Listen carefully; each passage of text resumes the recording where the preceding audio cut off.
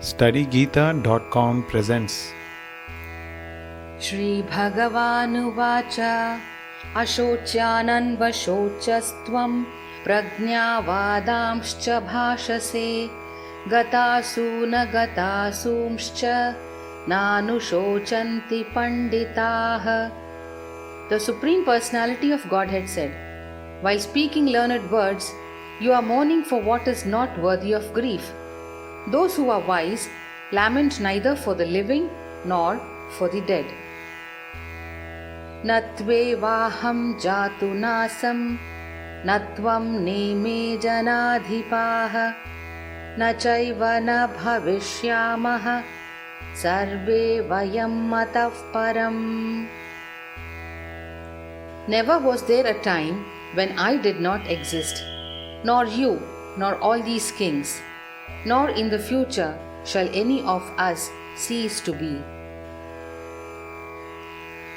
Dehinosmin yatha dehe kaumaram yauvanam jara tatha dehantara praptihi dhirastatra namuhyati.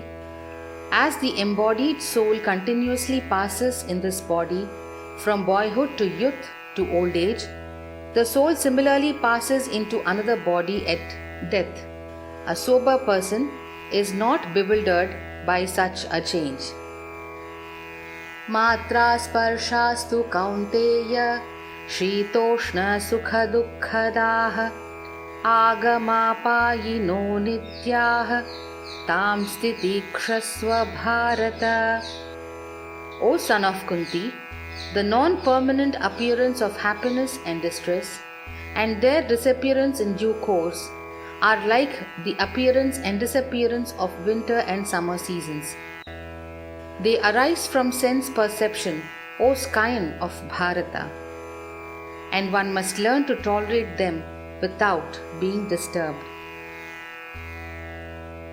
Yam hi na vyathayantyete purusham purusharshabha samadukha sukham dhiram somritatvaya kalpate. O best among men, Arjuna, the person who is not disturbed by happiness and distress and is steady in both is certainly eligible for liberation. Na sato vidyate bhavo na bhavo vidyate satah ubhayorapi drishtontas tvanayostatvadarshibhihi. Those who are seers of the truth have concluded that of the non-existent, the material body, there is no endurance, and of the eternal, the soul, there is no change. This they have concluded by studying the nature of both. Avinashi tu tadvidhi yena sarvam idam tatam vinasham avyayasyasya na kaschit kartumarhati. That which pervades the entire body you should know to be indestructible. No one is able to destroy that imperishable soul. Antavanta ime deha nityasyokta sharirinaha anashino prameyasya tasmad yudhyasva bharata. The material body of the indestructible, immeasurable and eternal living entity is sure to come to an end. Therefore, fight, O descendant of Bharata.